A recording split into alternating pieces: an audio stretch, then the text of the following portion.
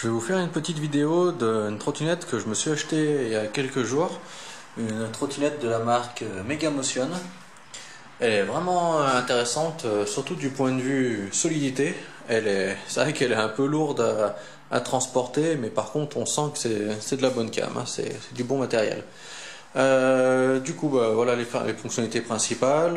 On a une petite sonnette, le frein, l'accélérateur, le frein manuel, le guidon, ici le petit bouton pour la plier et la déplier.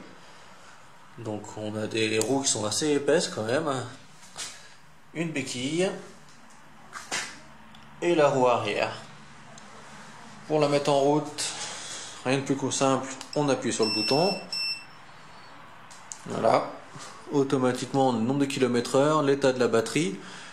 Ici le S en bleu, ça veut dire S comme speed, c'est la vitesse, bleu pour débutant, orange pour moyen, rouge pour expert. En gros ça doit faire bleu, ça doit jusqu'à 12 ou 13 km/h, orange jusqu'à 20 et le rouge jusqu'à 27-28 km/h. Cette trottinette a une petite particularité aussi, quand on roule pendant 6 secondes à la même vitesse, elle met le mode automatique et on n'a plus besoin d'appuyer sur l'accélérateur, ça reste automatiquement à la même vitesse. Si on dépasse les 25 km/h, elle se met à biper aussi. Donc ça c'est intéressant parce qu'en France on n'a pas le droit de rouler à plus de 25, donc c'est intéressant qu'elle le fasse. Pour allumer les phares, double clic. Voilà.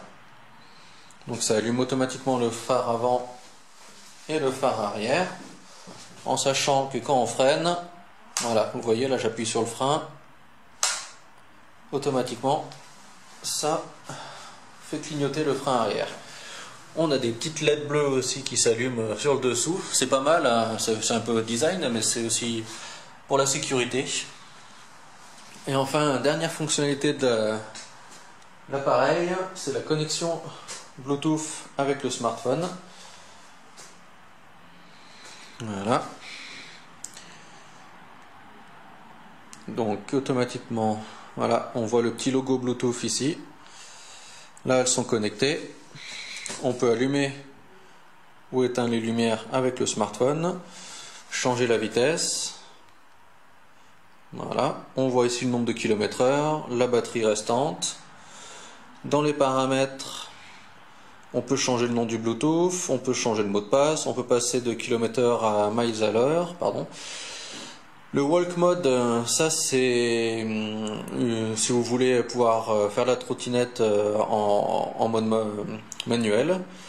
Le zéro startup ou le non zéro startup, ça c'est en fait c'est pour démarrer la trottinette.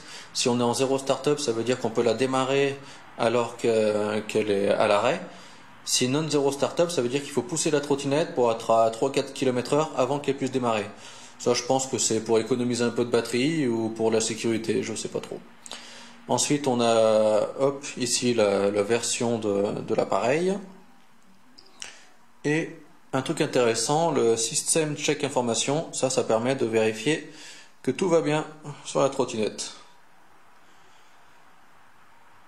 Donc voilà, là, on sait que tout va bien. Donc voilà, pour moi le point fort de cette trottinette, c'est surtout sa solidité. C'est vrai qu'elle est lourde, comme je vous l'ai dit au début de la vidéo, mais par contre elle est super solide. Le guidon, vous voyez, j'ai quand même des grosses mains, je fais juste le tour avec ma main. À mon avis, vous ne serez pas déçus niveau solidité. Voilà, merci.